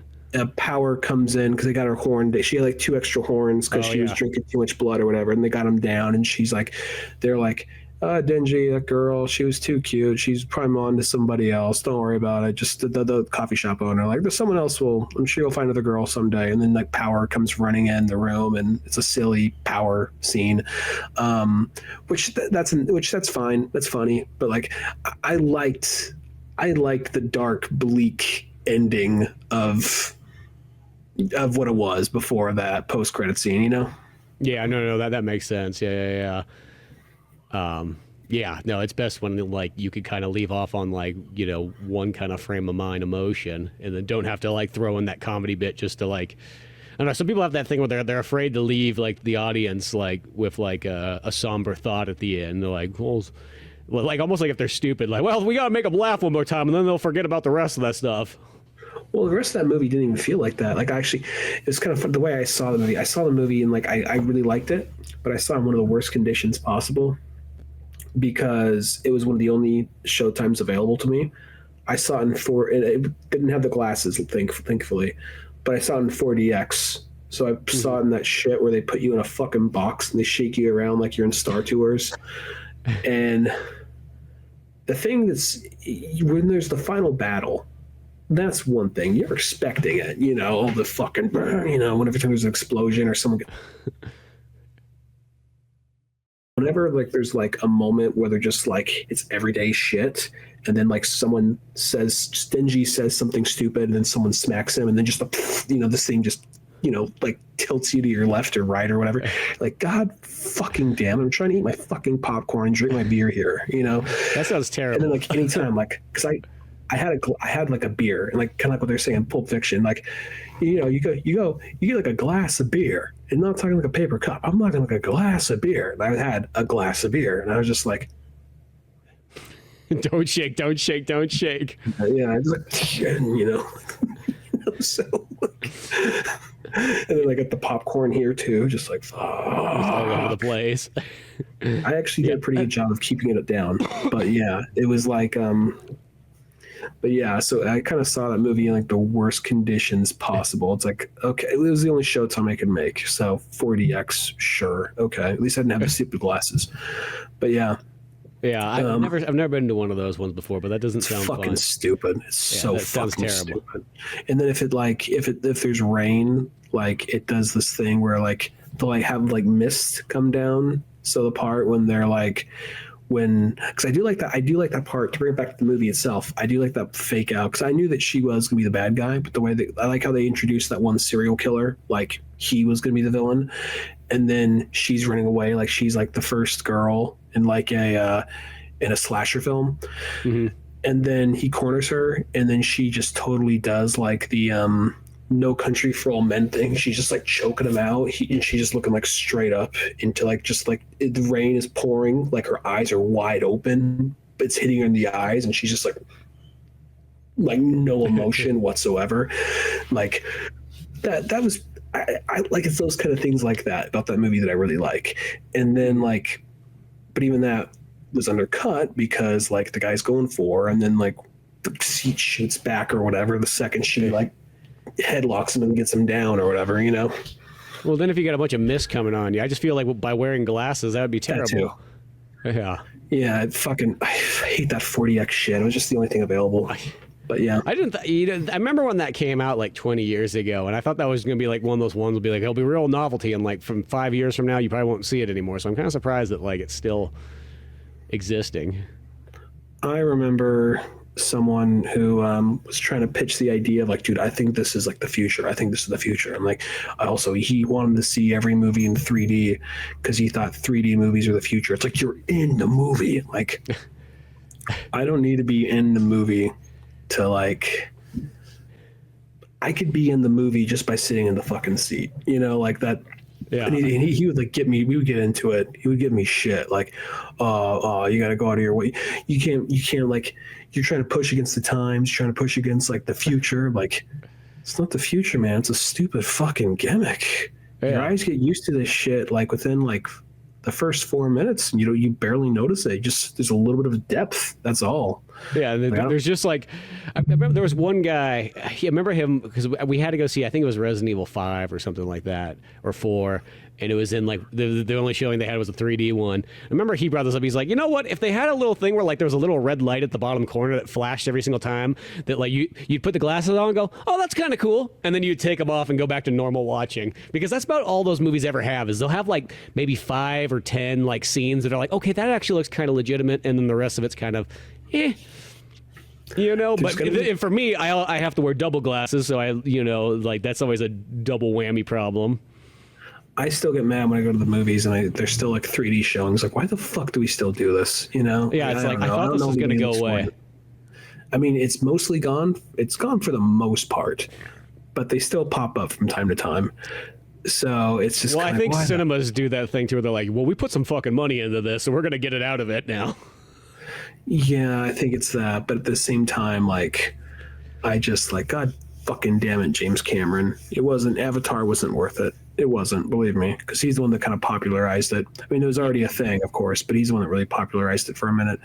But it was like, you and your fucking blue people, Yeah. But it's like there's like that third one I keep seeing the trailer for. I really have no care. I just feel like, I'm hoping James Cameron will get this out of his system and he'll go back to actually making good movies again. He's gonna do these till he dies, because he's got like, I heard he has like it's changed from what I've heard, but I've heard he has like 5 or 6 whole Avatar movies, like 5 or 6. I don't know why he likes this so much. It blows me away that people really like these movies. I'm not saying I saw the first one, and I'm not saying it was god awful or anything like that. I just remember being kind of like, right. Yeah, that's what I felt. I was like, yeah, I don't know. And for a James Cameron movie, it's pretty fucking weak, but like, it was okay, The characters are fucking weird looking. Because I remember like when they had that initial trailer and it showed like the military and everything, and they said James Cameron, the dude who did Terminator and True Lies. You're like, oh fuck yeah, he hasn't done anything for fucking years. And then it shows the blue people, and I was like, oh, what the fuck is this shit? I think this is trying to get, because there's sometimes you would like, I would try to get into some sci-fi books, but I really wouldn't know where to get on. So sometimes you look through, like, you go to like a bookstore, you go to the sci-fi section, you start looking through some books, and you get across some real edge case, like we're really out there looking sci-fi. Like, this looks too sci-fi-ish. This looks too sci-fi-ish. This looks like he finally made that movie that the producers were like, too sci-fi-ish, too gay, get it out. Like, I feel like he finally made that movie, because Star Wars, you could still kind of get into Star Wars. Maybe there's like versions of Star Wars you're just like, what the fuck is this? But generally people recognize it enough so they can kind of jump into Star Wars. People can recognize, like, I think Dune, they toned back Dune enough to make it more accessible. I think Avatar is trying to be that beyond, like, that shit of like, that in crazy, oh dude, it doesn't get really good till like the 4th book. I mean, 1 through 3 are okay, but 4 is where shit goes off, and then the next 15 books after that, it's the greatest thing. I like those kind of books. Those people kind of get those kind of people, and I mean, I just never really got into it. I saw the first Avatar, and then I watched like the first 15 minutes of the second one, and then I looked into it like, oh, this shit's 3.5 hours. I don't have that kind of fucking time. At least not for Avatar. I can have that kind of time for Martin Scorsese, but I don't have that time for Avatar. I'm sorry. Yeah, exactly. If it was a really good James Cameron movie, I know, but because I even thought about that when the second one came, I'm like, yeah, maybe I'll give it the old college try. I'll go into it with an open mind, And then I think I saw that same thing. I was like, I'm fucking watching something that long. It's like, and I just know I hate to sort of say it, but I just kind of know that I'm just gonna find it okay. Like at the end of the day, I'm gonna walk away and be like, yeah, there were some cool moments. Don't get me wrong, but I'm not gonna walk away with that feeling like True Lies, Terminator, Aliens, even like The Abyss, even. Well, here's the thing about it. I am looking at it, and it looks like a movie that's probably best seen on the big screen, just for the size and scope of it all. That said, I have no intention of like. I barely have time to go see the fucking Running Man. I barely had time. I really had to find a minute after work to go see fucking Chainsaw Man. I barely have a time for movies I really want to see. They're like only like an hour and a half. How the fuck am I going to carve out 3.5 hours for something that looks like maybe I'd kind of like it, Yeah. Well, and then once again, that comes back around to I was talking about the very beginning, like the time management thing. And that's why I'm at that point where there used to be a period where like, oh, I like this director, or oh, I like, it's a new Batman thing or something like that. And I feel like I got to watch them all, or it's I've come to that point where I'm like, you don't have to watch them all. You don't have to play them all. You could be a little bit more picky and choosy when it gets to stuff. Because once again, you only got so much time in the day, and it's like, even like my equation is I feel like I can watch about 3 to 4 movies, maybe 5 at the total maximum. Mostly that includes one movie in cinemas like a week. I don't have any other time for anything else. That's why I don't watch TV. That's why I don't. It's like nope. That just eats into my movie time. And I like movies. I don't really like TV. So like, I'm going to stick to just movies because that's all the time I really have, if I'm lucky. And that takes me like, I'll watch movies in increments. I'll watch them in like 20 to 40 minute increments a night. So if a movie's 3 hours long, guess what? That's going to take you almost like 5 days to get through, 4 or 5 days. So, it does work its way through that direction. Yeah. Even most movies are like not really even like a straight shot with me anymore. It's kind of like, okay, kids, not to try blame everything on my kid. I knew the drill when we agreed to let's get pregnant. I knew the drill. But like now watching a movie, it's like I watched Weapons a little bit ago, and Weapons I had to watch that movie in like 30-minute to hour-long increments during like his naps. Yeah. So and that was like. And I think the movie was maybe 2 hours, maybe 2 hours and change. I don't remember exactly. I liked it. I thought it was really good, but it was like also one of these movies where just like, what was happening? Oh, right, this is happening, So, because it's one of those movies kind of out of order, sort of time wise. So it was just kind of like, just picking something that's just like making time. Like I was surprised. I one afternoon I actually watched K-pop Demon Hunters just because like, all right, what's this thing that's fucking invading my Instagram everywhere, And then I'm like, oh, is that I saw that pop up in cinemas, but. It was like brought out in for like because it did so good on Netflix that they decided to bring it onto cinemas because it was. Oh, so is the Netflix one a movie? I wasn't. I really know nothing about this, but it's a Sony animated picture movie, and I think it was kind of greenlit during because Sony agreed to do a bunch of Netflix stuff or a bunch of streaming stuff around COVID. And I guess it kind of happened. I guess it got done out. I just remember they greenlit a bunch of things at once, and a couple of those things came out. And I guess maybe because it was contracted for Netflix, or maybe they thought it was too niche or something. Like, okay, I guess we'll just get it out there. And the thing did gangbusters. And then they're like, let's actually just throw it out there, and because it makes some more money because people really love it, and I liked it. I wasn't like blown away by it. I thought it was, I could see why people love it. It was basically, I mean, it is what it says, K-pop Demon Hunters, but it has like, Sony Pictures is a real fucking roll the dice, but their animation studio, Into the Spider-Verse, all that kind of stuff, they really go out of their way. And yeah, even though it was a musical, like I was like, okay, here we go. I know it's a musical. Let me just see what this thing is, because I'm just seeing shit for it all the time and everywhere. And some of the artists I follow are like character designers or storyboard artists on this thing. I'm like, oh, it was actually good. I liked it. I thought it was fun. I'm not gonna say I think everyone should rush out to see it. I think it's still an acquired taste, but it's definitely one of those things. Like, anyway, I was going to say I was surprised. Long way of saying I was surprised I was able to watch that in one sitting, but that was short too. That was like an hour and 20, hour and 30, something like that. So, yeah. Yeah, no. Well, that's interesting. As I said, I saw it pop up in cinemas. I didn't know anything about it and so on like that. You don't need to see it. You can see it on Netflix if you have a minute. It's good. It's not. I'm not going to say. I don't know. It sounds weird. I have a higher chance of seeing it in cinemas than I would have on Netflix. Netflix is one of those. I almost never turn on Netflix. So it is visually. It is visually interesting. I'll say that. It wouldn't be a bad movie to see in theaters. Yeah, it's probably not in there anymore because I want to say that came out a little while ago, but. That's kind of interesting. I don't know. If it was maybe like Demon Hunter J-pop, I'd probably be more interested. I'm like, K-pop, not really my genre. I see the Sailor Moon's behind you, so yeah. Yeah, it's like I feel like I'm kind of picky about them. Like, I like my J-pop. I don't know if I want the off-brand K-pop version, you know. Well, K-pop's overtaken. J-pop is like taking the backseat now. Kids love the K-pop. I don't know. Yeah, kids love Korea. Korea's going to be the new Japan, really. Like, I think a lot of younger kids are going to be. See, I feel like as older people, whenever you see like a Korean-made game or something like that, it always just feels like.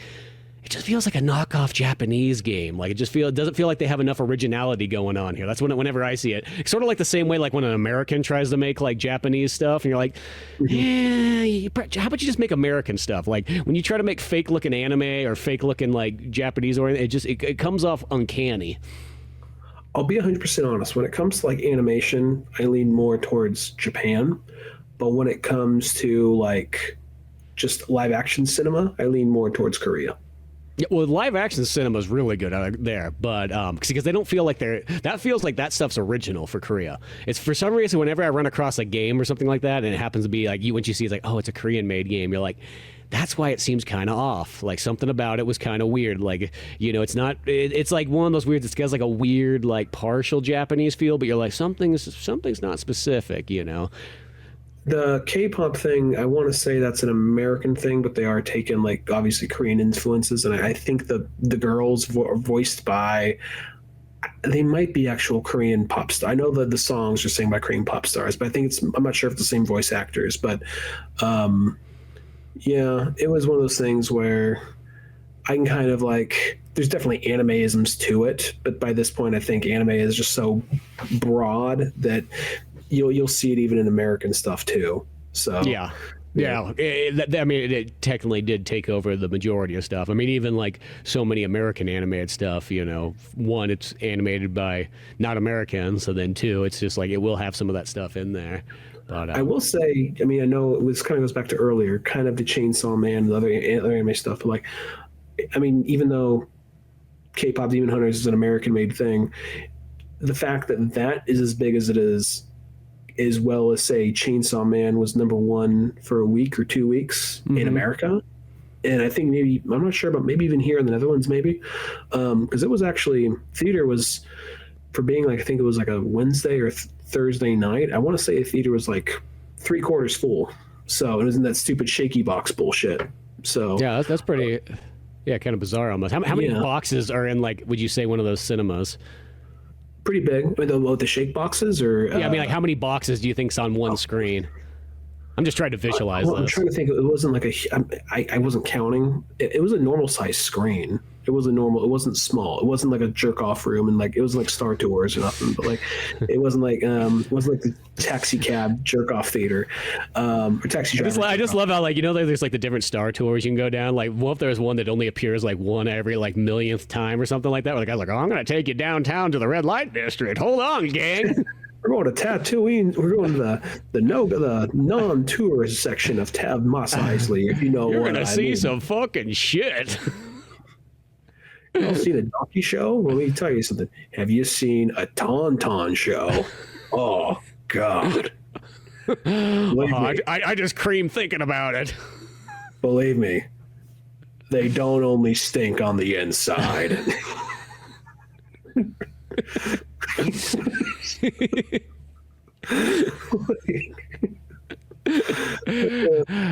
Don't cover little Billy's eyes. This is good for him. This is what's going to turn him into a man. This is C-3PO because it's no longer that. It's no longer that like robot that can't drive anymore. It's like C-3PO driving. Oh, that's right. So yeah. It's like, don't avert your eyes, Billy. Don't avert your eyes. This is for the good of the Republic.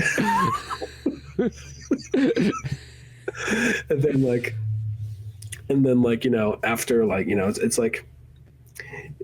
It's like a power play thing, and the people are like, my word, I need to speak to the fucking manager. This is all of a sudden like a couple of like SEAL Team 6 and mouse ear guys come down, they point guns at everybody, they take their phones, like, you tell anybody, you're all fucking dead. Like, wait, you don't want us to tell people, but you're like making sure like we go through this. Why? Power, They send them out. Just fucking slaps that lady.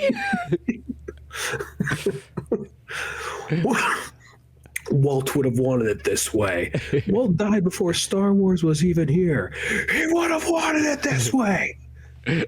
He saw to it that dog was really shot on the set of Old Yeller. He liked realism. That documentary where all those lemmings go off the cliff, he was the one forcing the fence to make him do it. Just rolled up his sleeves, lit up a cigarette, and started using his quads.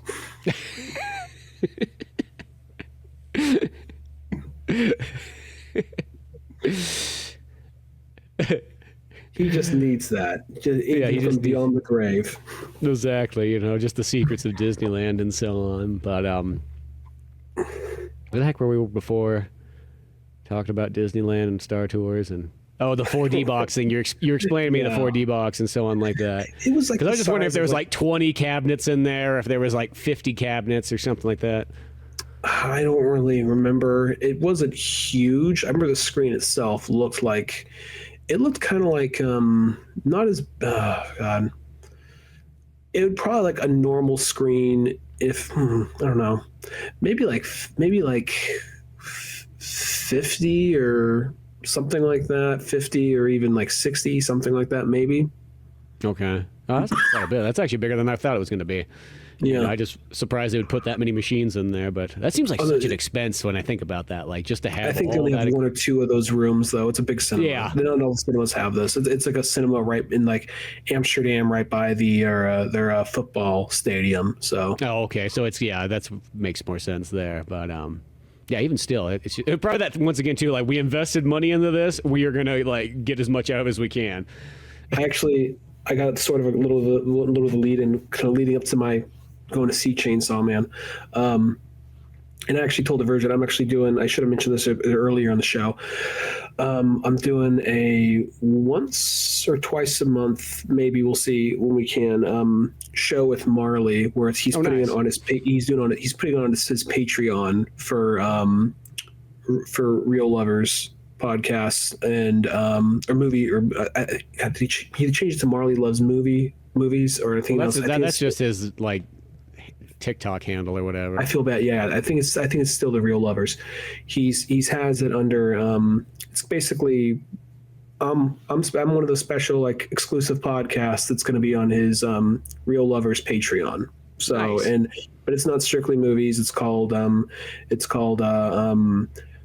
good afternoon, good evening, because of the time difference when we're recording. And I think the first episode or two might be free, but after that it's gonna be paid, and I'll just be on there like once or twice a month, and we just bullshit, But anyway, so I'm giving a heads up. I told a version of this, but when I went to go see Chainsaw Man, I got there. It was like it's in this area where there's not really, in the middle of the week, there's really not a lot going on. It's just basically a corporate mall kind of area, not even like a cool kind of mall, just more of like businesses, couple of restaurants. And I just like, well, I'm here a little early. I'm just going to go grab a beer at this whatever restaurant and just kind of wait for the movie. And I did that. And something I never thought would happen at this age, especially, not that I'm super old, but just didn't expect to happen. a lady comes up to me, starts talking to me, and wants me to come over to their table. But to kind of get it out of the way, I'm like, oh, yeah, well, I'm just here. I just moved here with my wife. This and that. And, like, so just to kind of like ease any, like, not to lead them in. Like, it wasn't like, I'm going to go see Chainsaw Man. That was actually kind of my out. That was kind of my out, because it was also like, so what do you do? It's because they're all little like. She said, what are you doing? Like, oh, I'm going to go see a movie. Like, oh, what movie are you going to go see? Chainsaw Man. How they hear it. They're like, oh, okay, sounds cool. All right, whatever. But it was kind of funny because, like, she was initially starting a conversation with me, and then shortly after I mentioned, I don't remember it's a month ago or whatever. Shortly after I mentioned, like, I have a wife, just in casual, like, oh, I moved here with my wife, this and that, whatever. That's where she says, oh, okay, would you want to come to our table with my friend and like meet my friends? Like, oh, sure. So I was just like, did she get to me? She's like, fuck. Well, if I walk away right now, it's going to be too obvious. Hey, why don't you come over to my friends? And she just like drops me on this one friend and bounces out. So right there in that moment, I'm like, was she interested? And the second she heard the wife thing, she's like, fuck, well, I don't want to be rude. Like, come join our table. I'm out, gone, bye. Or she kind of like, married man, you know what? Let's be a homewrecker. Here's my friend. Like, I'm trying to wonder, like, is this some freaky deaky Dutch thing, Like, I don't know. Exactly. Yeah. Well, this girl was Irish, but everyone else at the thing was Dutch. So there's like 6 people. I kind of shake some hands. I'm just bullshitting for a minute. And I couldn't hear it was kind of loud, so I couldn't really hear. I thought they said they work for IGN. So I'm like, oh, okay, cool. So any cool projects coming up or anything like that? And keep in mind, I thought they said IGN. He says, oh, yeah, like corporate financing, this and that. Like, okay, so they're not the game reviewers or whatever. Like, oh, I imagine whenever, a big game comes out like this, like, I imagine, some, Horizon Zero Dawn or Switch 2 or something happens. I imagine it's just basically trying to incorporate it to what they're saying, but just in the language, you're like, sure, yeah, okay. And then it wasn't until, a few minutes later, till partway through the conversation, I realized I misheard the acronym, and they work for some bank. And so they're boring as fuck. So it's like, so I'm just like, I am so sorry. I misheard you. I thought you said IGN, and I just so when I was talking about video games, I wasn't trying to switch. Like, it's fine. Yeah. She was pretty hammered herself. I'm like, yeah, okay. Well, I gotta go. Like, where are you Chainsaw going? Man. Exactly, Chainsaw Man. And there's one guy. There's one guy in the group like, Chainsaw Man. Fuck yeah! I'm like, what the fuck's Chainsaw Man? All right, bye. Cool. See ya. Yeah. It wasn't the most exhilarating story, but at the same time, it was just part of me. It was it brought up a lot of questions. Like, A, do I still have it? Like, just to be like, sure, why not? It's been a dry spell. That one, B, he looks malleable. Yeah, exactly. B, if I don't, is it all right, who do you want to hook up with? I don't know. What if that one over there? I don't know. Maybe he looks like he's gonna go see. He looks like he's in the anime and shit. Oh yeah, just go. I'm gonna talk to him. No, don't go talk to. Fuck, they're coming back. Which one was it? Which one of those two was it right there? And then hey, so what do you do? Chainsaw Man. Okay, great. Oh, so he's special ed now. You guys work at video games? Sure. Yeah, we work in video games. Oh, what do you guys think of the Switch 2? Can you give me some free review copies to play? Exactly. I thought I was going to get a Switch 2, but then when I went to the store, they gave me a Switch 1, and I didn't know that till I got home. Oh. Uh-oh, anyway, Chainsaw Man, bye!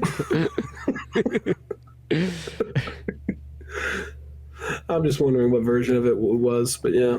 Yeah, no, you just never know, and it's just random people come up and have conversations. That's speaking of random conversations, me and Buddy went down to go see, there was this band that we really like called Crazy Licks, and they're from Sweden, and they've never really been in the U.S. before, so they're playing at the Whiskey A Go-Go, And we went down there to go see him, and we're kind of thinking like the thing, like, you know, we're going to go, there'll be like 20 people there. Like, you know what I mean? How many people are going to know who these guys are and so on like that? Lo and behold, when we're standing in line, dude, people came from like all over the U.S. that come see this. Like, there was like, we were just standing in line talking, and there was this like group from like Ohio, like, you know, like older couples and so on like that. They're like, oh, we just really love Crazy Licks and everything like that. We just decided we'd never been to California, never been to Los Angeles. Hell, we'll just take the trip and everything like that. And went on down there. I mean, there was some other dude we met from like Minnesota who like, he came on down there, and he was this big, like super tall, like hockey player guy and whatnot. So like people traveled from like all over the place. And so what they are is they're in that like Swedish hair metal scene where, you know, from the mid 2000s to now, there's just been a copious amount of these kind of bands. Crazy Licks. I'll draw a blank all right now on the names. Crazy Licks, well, even like Steel Panther kind of style too. Like Steel Panther, Crash Diet, Veins of Jenna. That's the one I was thinking of, Veins of Jenna. You know, so many of these ones, but we're standing there like at the front, like the whiskey and whatnot, just like kind of talking with people, and we turn around and there's this like, I say kid, but I think he was like our age or like only a couple years younger. I say this a lot now. Oh, looks like some fucking boy, you know. And then like he had this like Crash Diet t-shirt on. We're like, hey man, cool shirt. And then like he just kind of looks and he's all like, it's like, he starts pounding his chest, and he's just like, dude, it's Crash Diet's like my thing, and like it just brings me so much good times and good spirits. It's like, that's nice. And he just keeps going. It's like almost like he's having a hard time trying to like express his emotions. He's doing Wolf of Wall Street. Well, except he's just like, I feel it in my heart, man. Like it's so good and whatnot. And it's like one of those ones where like, and he's like, can I come stand up next to you? And we're like, no. Well, we're literally at the front of the stage, so it's like, fuck that. Nah, I am not talking to this guy all night long and stuff. And then said no, and then gave him the back. I think Buddy said it kind of nice. He said, "Oh no, sorry, man, I can't do that." And then we just sort of did that, turned around and whatnot. And then he was with like a group of. There was a group of them. There was a couple of them there, and they were all fucking messed up. There was even like a girl who said like, she looks at Buddy and she goes, "What would you think if I like slit my throat from here to here? Would you think I'd look better?" And he's just like, "Don't do that." I don't know where these people fucking came from or something. I don't think they even lasted till the band. I think they were like way too hopped up on something. Like slit their throats before like the opening was even done. I feel it, man. I feel it. It's just like you're there, you know. And then, dude, like this dude that like the guy pounded his chest. He's like, I'm a singer, man. Like I write my own stuff. Do you want to hear it? No. No. We're here for any other band. No. You go stand farther back. Go start standing toward the restroom or something like that. I don't know.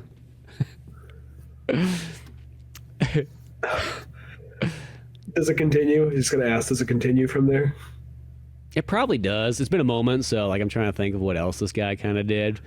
You're a magnet for these fucking people. Oh, I just have to say, you're a magnet for these fucking freaks at the, like, whether it be a show or a fucking coffee shop or a pizza parlor.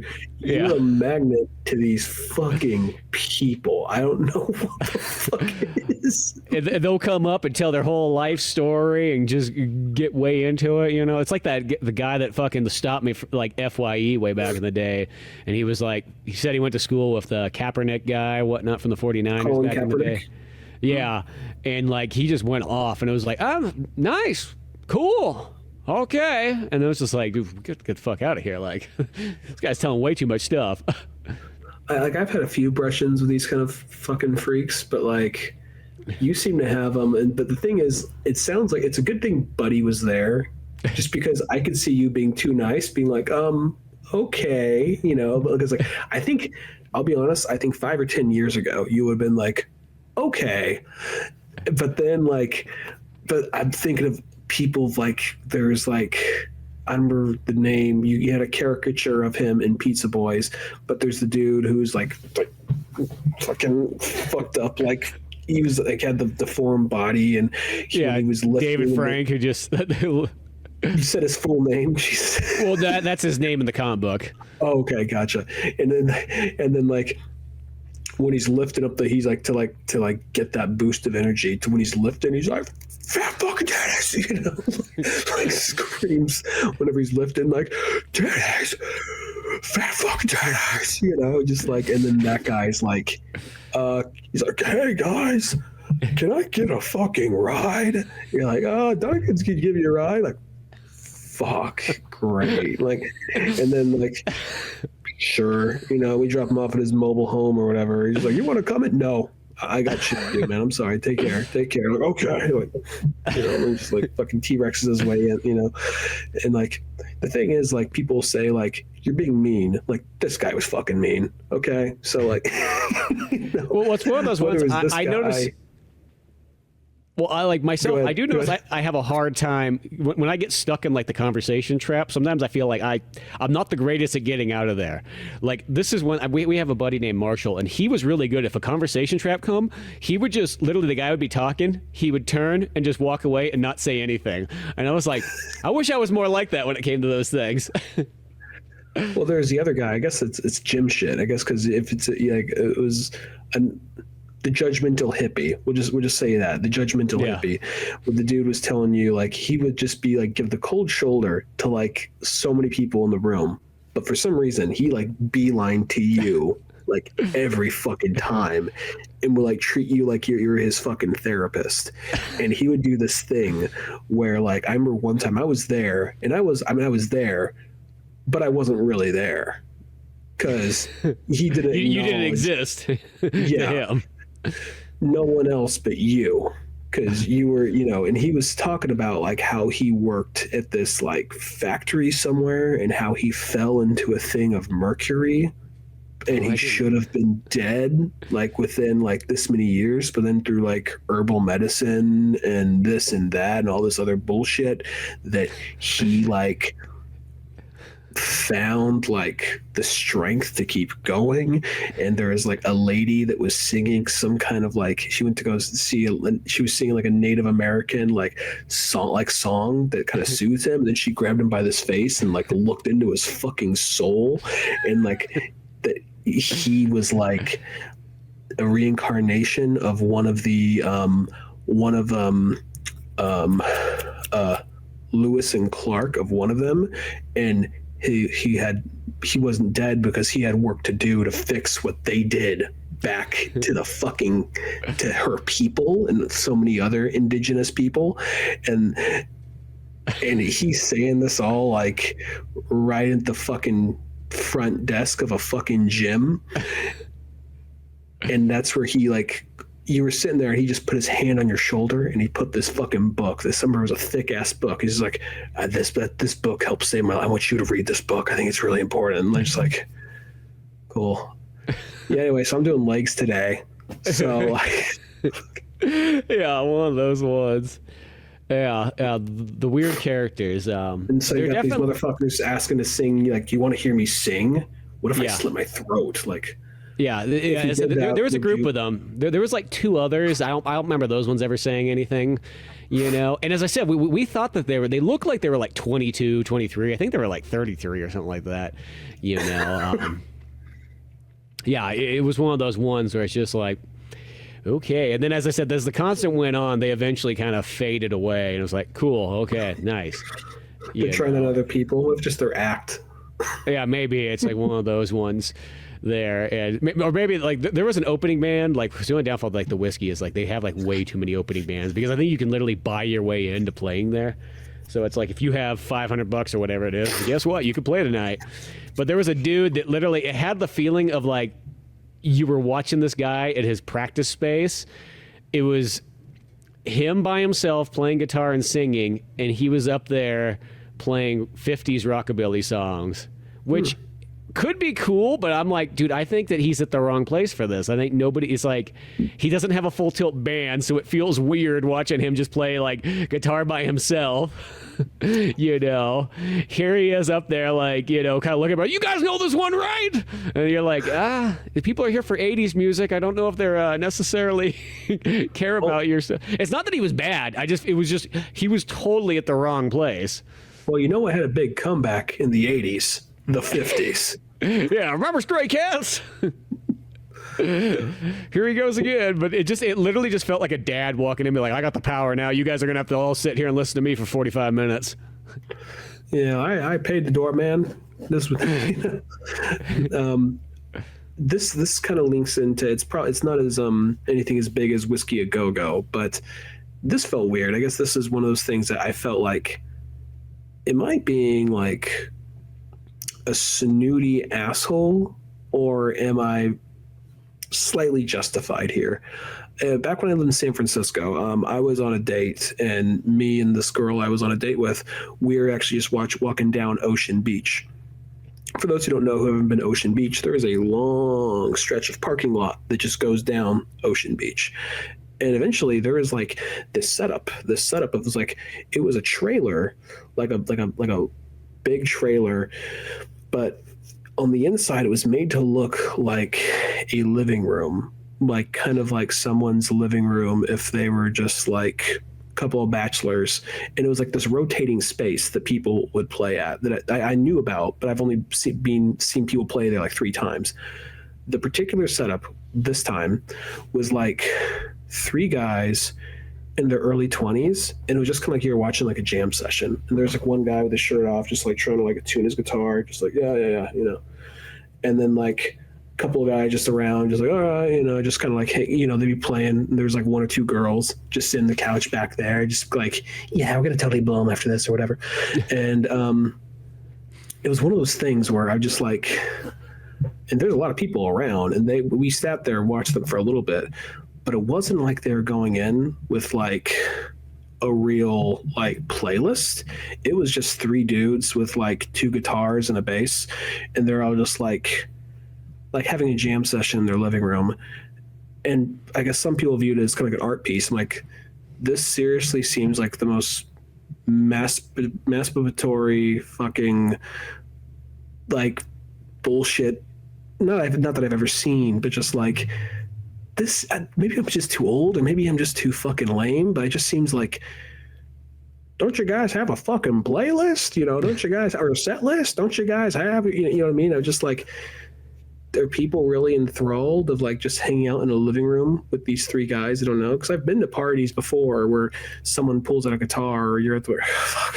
Yeah, it's the worst. I fucking hate that. And then it all becomes about like the couple of people just jamming with their guitar for a minute. Like if we're already over at their house and they happen to do that, they're doing that, cool, whatever. When they make it at the party, I guess that's they're there for the show, but like, I don't know. Do you see where I'm coming from? Do I seem like the old guy, or does that sound no? Like that doesn't sound like an old guy, because I don't like it. Just sounds weird. Like when it comes down to music, I'm like very specific. One, I don't want to see anybody else's band that I don't care to see.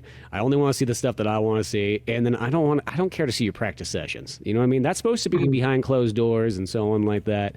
You know, and I think we just live in that era now where everybody wants to be like, oh, just fucking, we'll go out there. We're going to practice anyways. Like, might as well put a fucking tip jar out and sit out here and see what we can get, you know? Mm-hmm. That's what it felt like. And granted, it's not like you're being forced to watch it, I guess. You just walk away. Yeah, it wasn't a paid show or nothing, but I guess it was at the same time, I guess I just felt like how many people were enthralled by it. And like, it was just a jam session. Like, there wasn't anything like fucking amazing, but at the same time, I guess I was just kind of like, I don't know. I just felt like, am I the old blame guy here, or is this just kind of like, because it was also like there's that period. It was like probably 2018 or so, and I noticed even though like rock probably wasn't the biggest thing, there's that kind of like hipstery kind of like, I don't know what you'd call it, but I guess that sort of hipster psychedelic kind of like just chill rock, which I can't think of any bands off the top of my head, but that's, if there was a hipster that enjoyed rock music, a lot of times it would be just that psychedelic chill whatever, which can be fine, but after a while it's like, this is the same fucking song, can we mix it up, you know?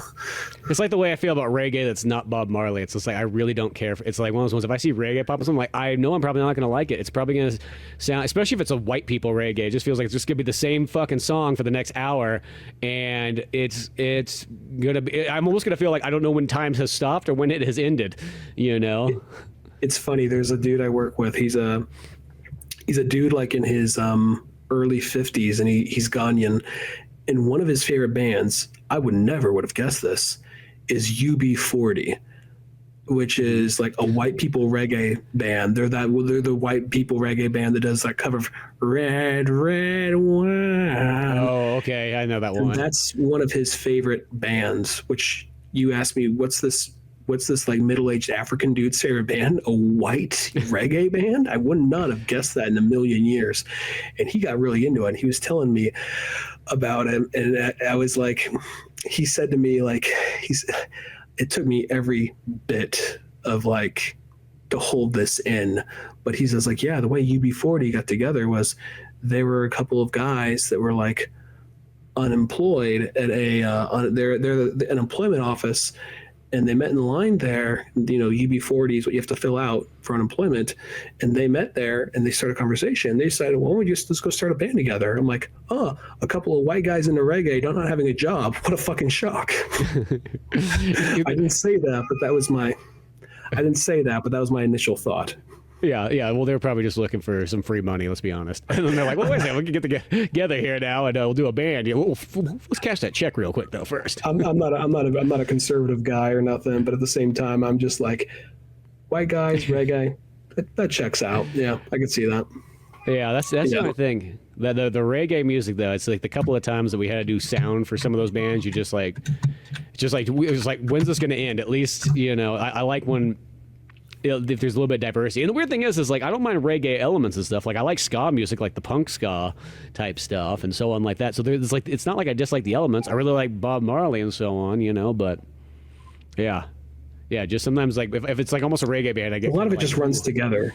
Yeah, that's just the thing. It's all the same. It's like they're using the same beats over and over and over, you know.